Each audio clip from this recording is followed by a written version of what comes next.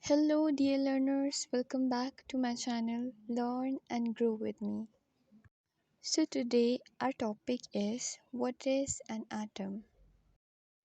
If I give you a piece of rock and tell you to break it into many pieces to find what is the smallest particle of this rock, even by breaking it into many pieces, you will still not able to give me the smallest piece of that rock because the smallest particle of the rock cannot be seen with the naked eyes, but only under a microscope. So, the smallest particle of the rock or any kind of matter, whether solid, liquid, or gas, is known as atom. Atom is the smallest particle of all three different states of matter. So now we know that atom is the smallest unit of matter. And as everything on earth is known as matter, so we can say that atoms are the smallest unit of everything that is found on earth. Just like many bricks combine to form a wall, and bricks are considered the smallest unit or the building blocks of a wall. And many cells combine to form the human body, and cells are considered the building block or the smallest unit of human body. Similarly, atoms are the smallest unit or the building blocks of matter. So what is an atom? By definition, atom is smallest particle of matter that cannot be broken down chemically. This means that atoms is the smallest particle of matter and it cannot be broken down further into any more smaller pieces.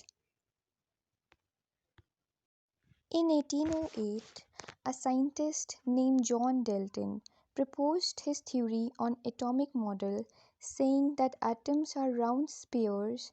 They are small, indivisible particles that cannot be divided, created, or destroyed.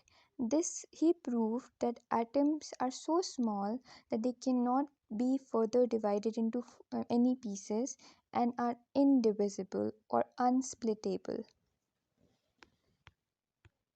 Even when John Dalton said that atoms are unsplittable or indivisible, but with the passage of time, scientists discovered that there are three subatomic particles that could be present inside the atom. What are these parts of atom? Firstly, the positively charged protons, secondly, the negatively charged electrons, and thirdly, the neutral neutrons. If we see the atomic structure of an atom, we will see that positively charged protons and neutral neutrons are present in the center of the atom in nucleus, whereas negatively charged electrons revolve around the nucleus in circular orbits, just like planets in our solar system orbits the sun. Similarly, electrons orbits the central nucleus.